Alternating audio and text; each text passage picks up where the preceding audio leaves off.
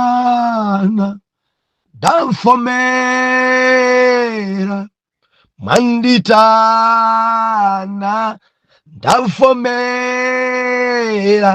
mwanditana ndavomera, ndidzakutumikirani Ambuye. Haleluya. Ndidzakutumikirani, haleluya, ndidzakutumikirani Ambuye. Haleluya. Ndidzakutumikirani, haleluya, ndidzakutumikirani Ambuye. Kulikonse ndidzayenda, kulikonse ndidzapita, kulikonse ndidzayenda, ndidzakutumikirani Ambuye. Ndiulandireni okondedwa omvera konse kumene muli. Hendeleke ichale mtumiki wanu Believer lero pa 29 January 2025, movie wachiponyeponye, sabutopiki, utsogoleri wodzisankha wekha. Tikuwerenga mabuku awiri lero. 1 Mafumu chapter number 1 verse number 5, and tidzawerenganso buku lija la 2 Samuel chapter number 15. 1 Mafumu chapter number 1 verse number 5, akuti mu ukalamba wa Davide atchula Solomo odzalowa m'malo mwake. Atangokalamba David pakamwa pake akuneneratu kuti ndabereka dzana dzambiri, koma mwana amene adzatenge malo wanga kudzakhala mfumu ya Israeli ndi Solomon. Ndeti mve uyu verse number 5, akuti pamenepo Adoniya mwana wa Hagiti anadzikuza nati ndidzakhala mfumu ndine.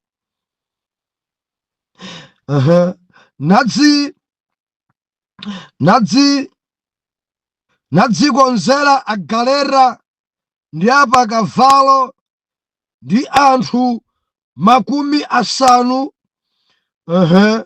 ontsogolera mothamanga.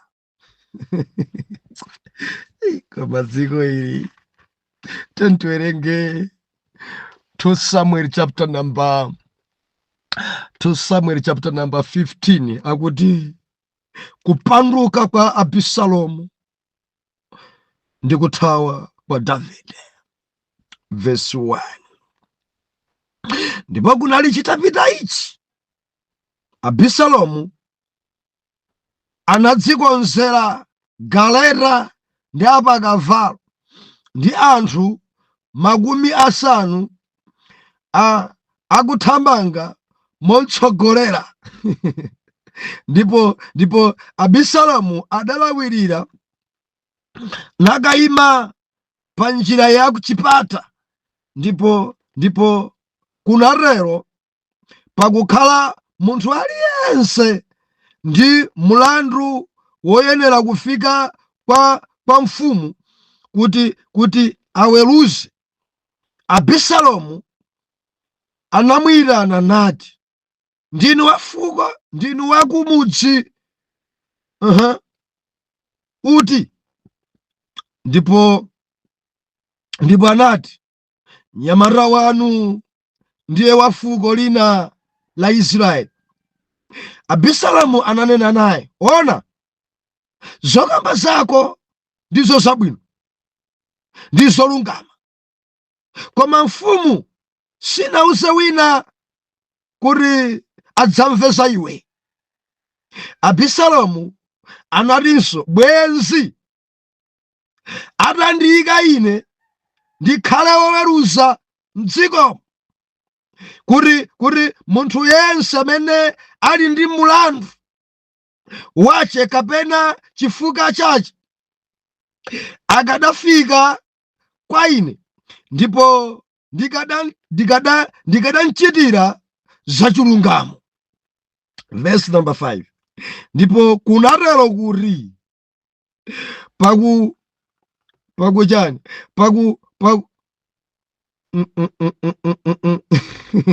verse number 5. Ndipo kunatero kuti pakusendera munthu aliyense kudzamulambira iye. Kandikuwerenga bwino kaya.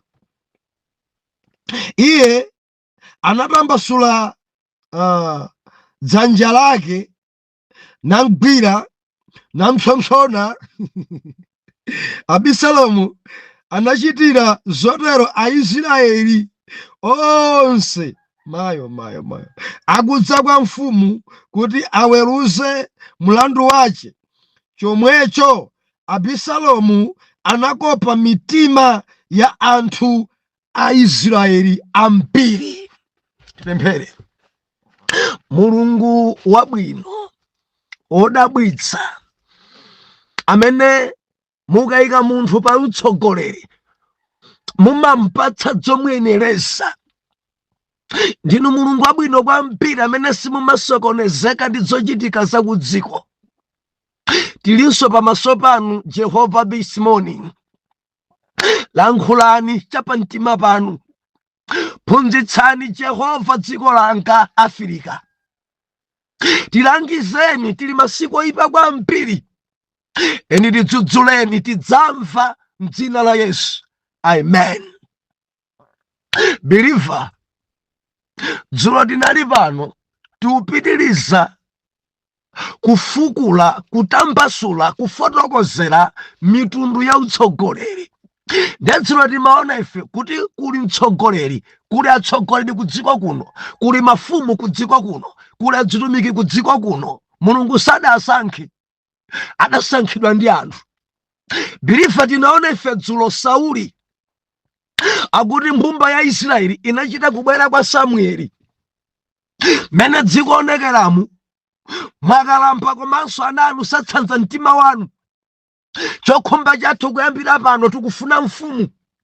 Mene akhalira ku Egypt ifenso tikufuna mfumu. Mene akhalira Filisiti ifenso tikufuna mfumu. Amoabu komanso ana Amoni ali ndi mafumu, tikufuna mfumu. Nafenso tikufuna mfumu. Eti mpaka na Samueli sidankhudza kwambiri, ndiye kumwamba Jehova adati kwa Samueli, usadandaule, akukana ine sakukana iwe, akundikana kuti ine ndisakhale mfumu yawo.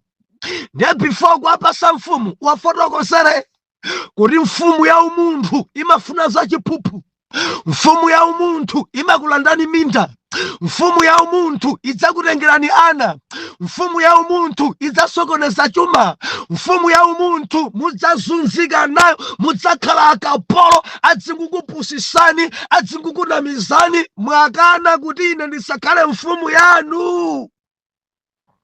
Ndiye chidayikidwa mwana wa Kisi dzina lake Sauli, dzosalongosoka ngatizo, chidayamba kulowa maofesi amene sali yake, chosankhidwa ndi munthu chimakhala chopanda dongosolo, chidayamba kulowa mbali imene sili yake.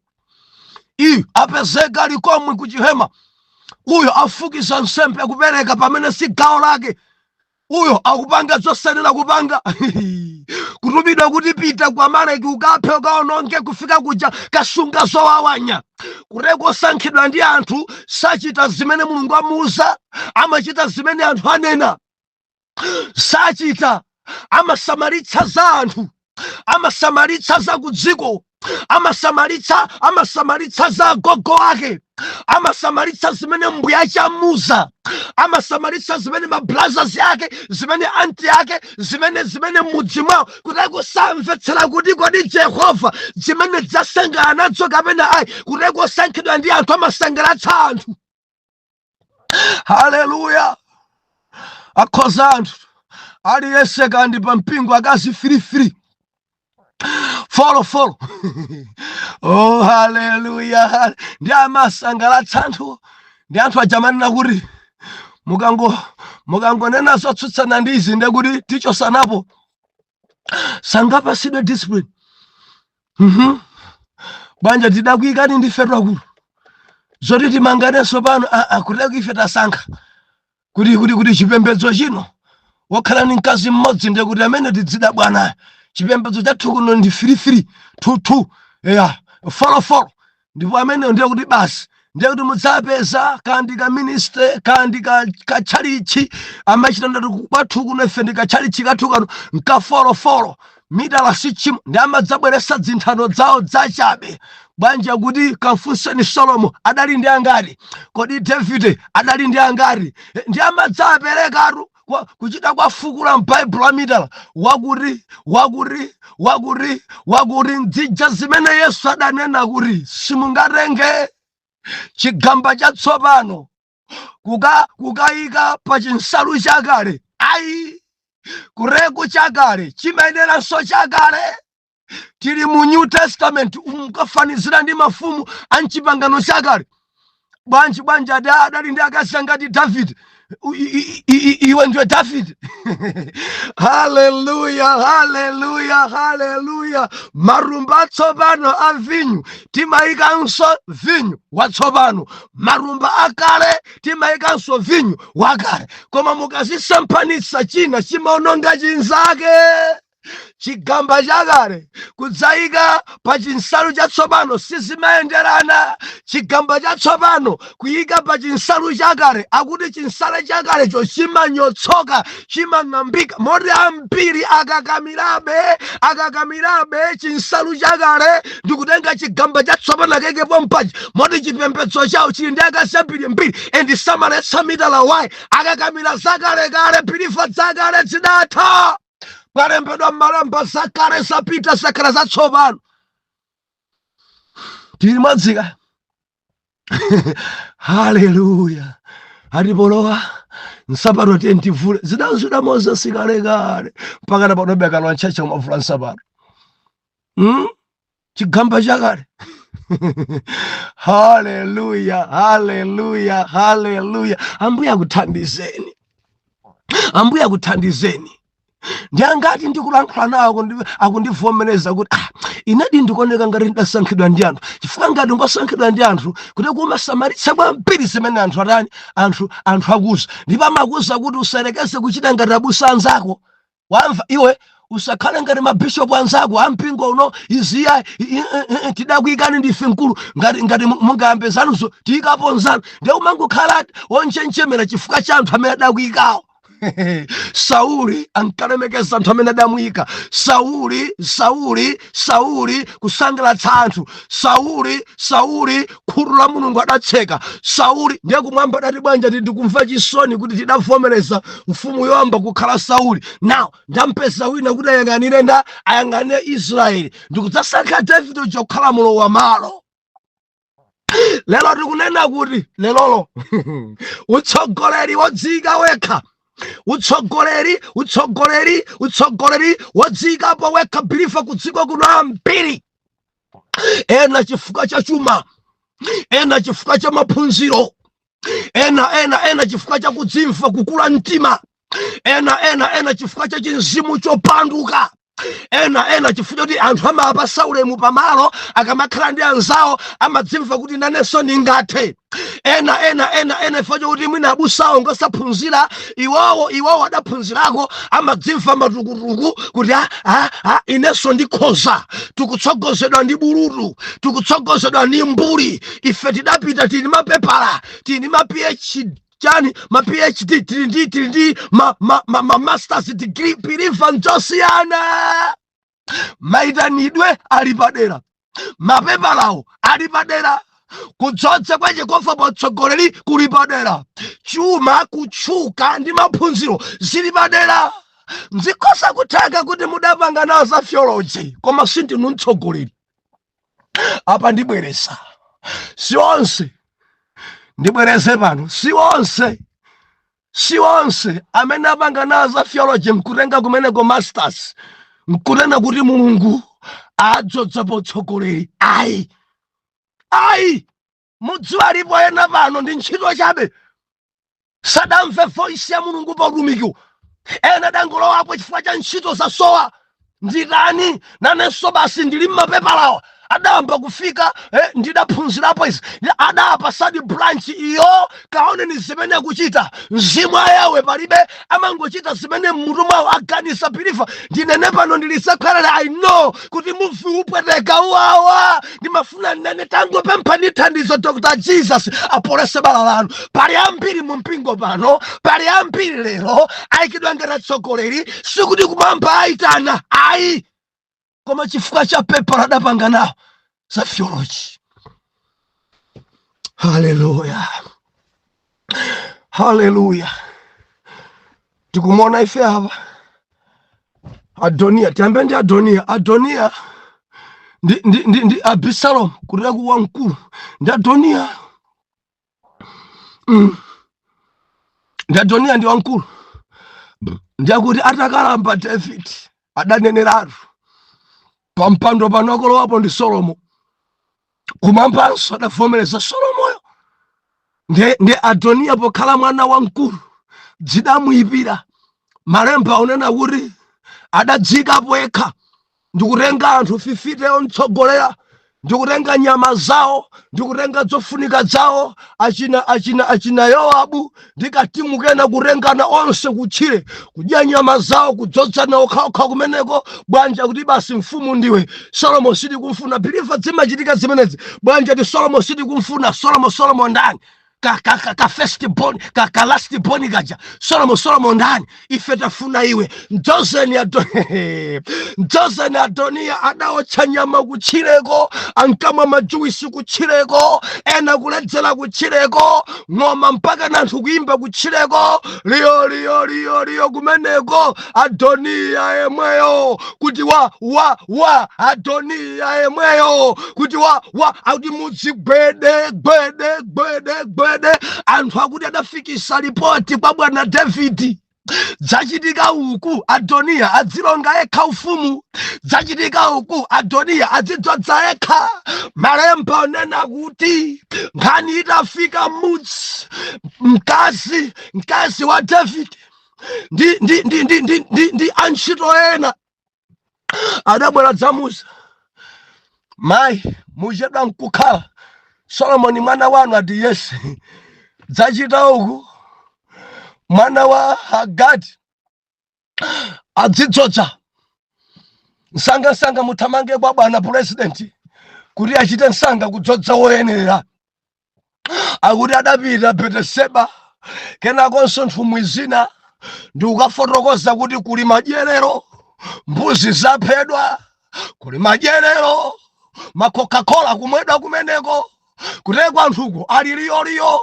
Mfumu yadzozedwa kale, mkanjo avala kale, ali kumeneko. Anthu angoti yemweyo woye, Abisalomu woye, zili kumeneko za Adonia. Bilifa pali awiri apo. Tindi Abisalomu komanso tindi Adonia. Ndakuti mwansanga David adamulonga Solomo. Adamulonga Solomo. Iwo ali kutchire kwawoko amve kuti muchedwa nkukhala kuno mmudzimu mwina woyenerayo dadi wako amulonga. Pano Solomo ali pampando. Mudziwa anthu ambiri amene amadzika okha pa ufumu amakhala ndi chinzimu chogalukira.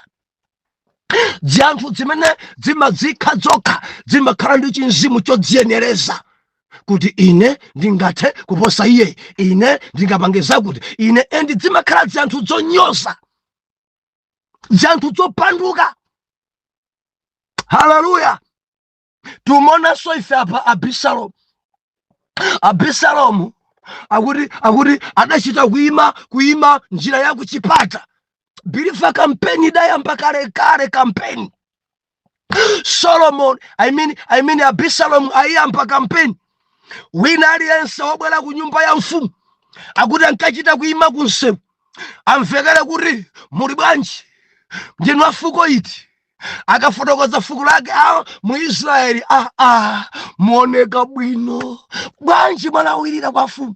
Ndi mulandu wanga ine ndwaminda, ena ndili ndi mulandu kuli nkhani kumudziku, ena ndili ndi mulandu ndi amunanga ine ndakazanga ndi mulandu ndi ankampesa pa chipata paja ndi akamfa mulandu amanena kuti kuteku nkhani yako yabwino kwambiri, nkhani yako yabwino kwambiri, mpaka na panobe mfumu sakulabadira za iweya, endi palibe amene usidwaso za iweya.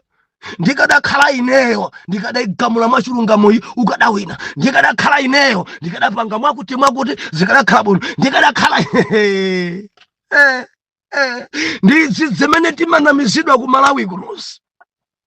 Zidayamba kalekale kukopa anthu, zidayamba kalekale kupusisana, zidayamba kalekale kunamizana.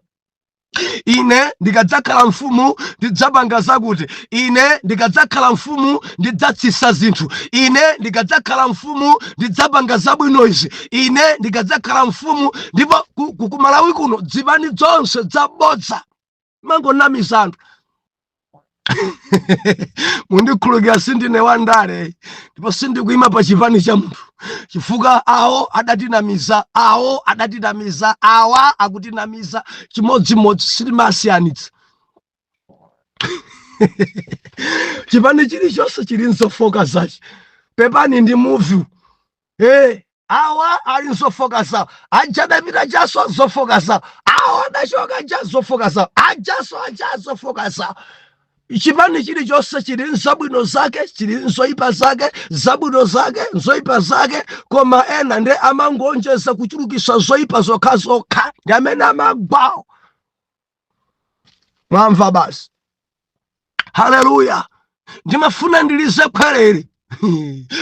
Biliva Abisalomu kampeni ayamba pa njira yopita kuchipata, akuti akatha kukamba naye kumgwira dzanja kumkhumbatira, akatha kukamba naye kumgwira dzanja kumkhumbatira. Madzanja a president timakonda kuwagwira nthawi ya kampeni, dzikangowina sidzimaoneka. Mundimva ikakwana ya kampeni ino abwera musikamu adzidya uraka ife tikuona.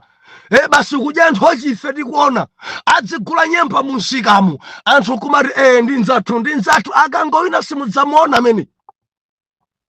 Titosana mulungu zimenezi biliva zisamakukope, kakugwira manja, kakukhumbatira, kakupasa ina yake. Yang'ana chitukuko cha dziko, olata kupasa wekha 20,000, olata kupasa wekha miliyoni, dzipindula chani? Yang'ana kuti Malawi ili pati, kodi Malawi ili pati, kodi kukuchitikanji ku Malawi? Zinthu ngati zimene zabweza dziko. Solomoni I mean Abisalomu chimene adachita kudali kuhaga anthu, kudali kulonjeza anthu. Ine ndikadzakhala mfumu ndidzachita bwino, ine ndikadzakhala mfumu sindidzadzipatula, ine ndikadzakhala mfumu aliyense adzakhala nzanga, ine ndikadzakhala mfumu ine.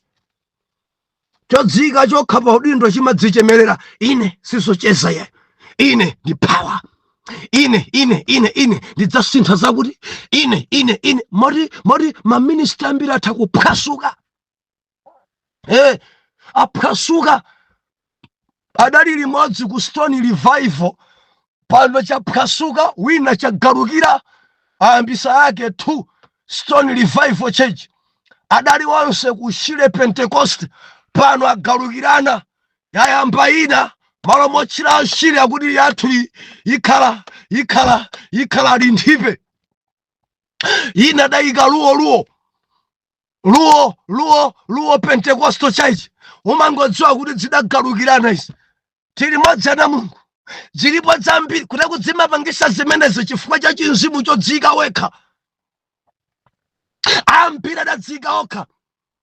ambiri adagalukira chinzimu cha Abisalomu, chinzimu cha Adoniya chagwira anthu ambiri kugalukirana m'mipingo, anthu akugalukirana, mabishopu achuluka, azitumika achuluka, bwanja galukirana. Ena mudzapeza bwanja silingatsogozedwe ndi munthu osapita ku sukulu. Odinu sanapita ku sukulu ati wa form 4 amene akakhale mbusatu sadapange za theology sakudziwa chilichonse ndi ifeyo tangosonkhana pano amuna amene tili ndi ma masters ameta kuteko njinso zikufuna kwambiri masters. Ayi, zikufunika masters plus Jesus, zikufunika masters plus Mzimu Woyera.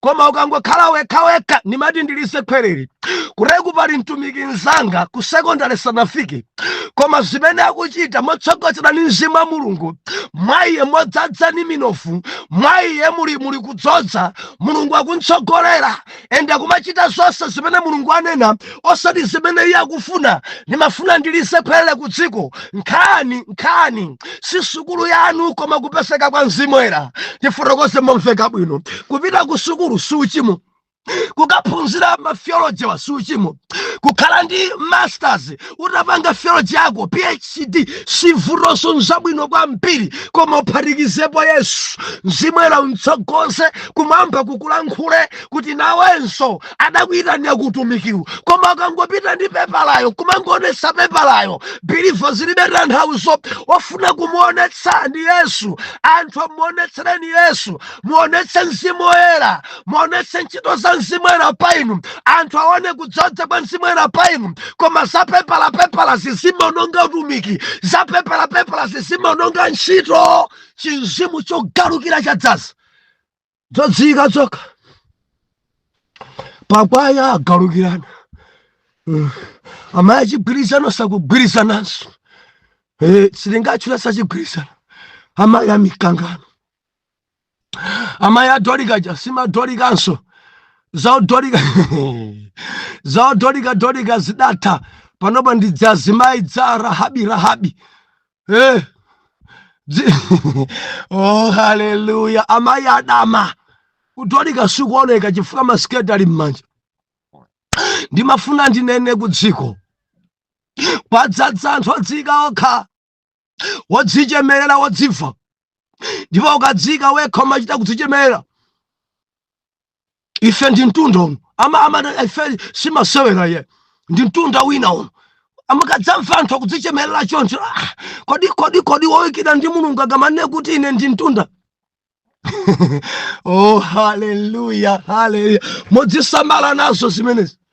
Ena maina amikango, ine ndi mkango sali masewera. Ena diya ine ndi chitsulo cha njanji chino. Ino ndino chinjanji sino chimunthu yayi. Haleluya. Atsogoleri oterewa amaononga zinthu, olo makampani, zintchito mu alimo, maofesi mu alimo, wodzika okha, wodziyenereza okha, opanga kampeni. Abwanaja sakutha ntchito, abwanaja ndi ine ndaphunzira kwambiri ndine, abwanaja kampani gwede. Chinzimu cha Adoniya, chinzimu cha Abisalomu chimene chikuononga ntchito pamalo. Nthawi zonse kumangonyoza anzako, nthawi zonse amene aja koma ine, amene aja iyayi koma ine, amene aja iyayi koma ine. Ndikudziwiseni pano, aliyense wogalukira, mtsogoleri aliyense wodzikapo ekha samatha bwino. Kureko kamphindi kamene masangalala kamene adzikapo ekha nanga si amatengapo anthu kuti tiyeni mundidzodze. Nthawi ya Adoniya ija adandzodza anthu liyo kadapanga liyo masiku angati atagodzodza da Abisalomu liyo jadatha. Ndikunena ndi ambiri mudagalukira, day yanu yogalukira, anthu adakutsatani ambiri, koma chonadi chidadziwika lero masala nokha, asala ekha kuchipani. asala eka ku ministry, asala eka ku ufumu. Deyo galukirayo anthu amakutsata ngasi uli ndi nyama, umakhala kupha nkhosa pali juwisi.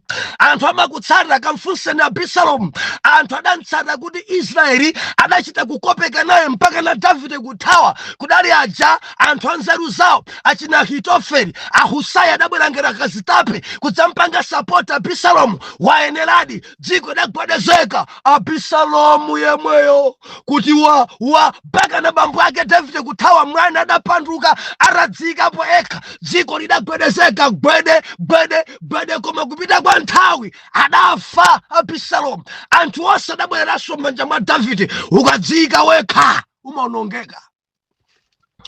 Odzika okha amaonongeka. Odzika okha patsogolera amaonongeka. Amazoda pano ndisafoire ndekumakhala kampeni ya ndalama pereka ku ndalama isina chonde munitsateni kumakhala kuphedwa kwa nkhosa mudya nyama lero mawa mumwa mkaka mawa pakhala thoba pano mawa ndiye ndalama zimapita. Nangasi utumiki wako ndoti wekha ufumu woyendera nthumba mukatha ufumu sowatha kuti dzanthu zambiri zotere zimene zili pa udindo zidachita kudzikha okha. Ndi angati ndinena nawo mkulu wa mpingo koma odzika eka, ndiko ndi odzika eka. Ali pa udindo ndi kwa master kwa mistress koma odzika eka. Sendilale koma odzika eka. Wachita kudzichemerera dzilibe tsogolo. Ndayenera ine ndi mbusa inde odzika eka. Ukadzika wekha Mulungu amachokapo. Mundimvaka umatumikira ni mphamvu zako pamakhala popanda mavumbuluso and udindo umakulanda mphamvu mpaka na umafika potopa nazo chifukwa mzimu la salowerera. Mavumbuluso kumakhala kulibe, kumvetsera mzimu la kulibe. Umangochita zimene kuganiza zotsatira zache chiministry kandi ufumu kandi chipani zimatha. Angati ali okhala kuchipani poyamba pachabwa anthu adoneka ngati ndi anthu ambiri liyo kuteka udindo kacho umakakhala miyezi yochepa. Anthu a president tili pambuyo panu pano ali ekha wina alibe anthu tikunkaguma vota kudabwa kuti pano ndiye kuti ndilowere kuti ena mpaka na manyazi. Bwererani ino ambewu zabisa maugalukira bwererani mukakambirane ndi bambo anu pepani kudali kukula mtima. Bwererani Adoniya adabwerera kudzapepesa pepani ndidapha nkhosa pepani ng'ono wanga yakhalabe mfumu pepani. Nimati ndinene ino kugalukira abusanu. Bwererani pa mtengopo simukupempheranso mvula ikhoka. Bwererani mudagalukira tango apepesani abishop anu muyambeso kuyenda limodzi. Ino mene mudayambana ndi president anu kuchipani tango bwererani musakule mtima simuphula kanthu dzina lanu pandale itha pitani mukapepese tango bwererani. Koma mukakulabe mtima mukusakala pandale mukutheratu even uyempisi mukawinaso. Mama mundilondole bwa Atate mdzina la Yesu pa dziko pano pa Afrika utsogoleri uwu wodzika okhawo, utsogoleri wodzichemerera ekhawo chifukwa cha maphunziro kapena chifukwa cha chuma ampira kuonongeka nawo. Ndikupemphera mwana wanu uyo akundivomereza zona muvi wandibaya ndidadzipanga munthandiza bwerere apepese achite kuyambiranso mochita kutsogozera ndi inu mzimu woyera kuti utumiki wache ndi ntchito imene mudampasa zipite chitsogolo. Mzimu nolonso galukira, mzimu nolonso opandukira. Jehova tikutsutsa libenso gawo pana Mulungu mu dzina la Yesu Khristu oyera mtima tankhe kuti amen and amen.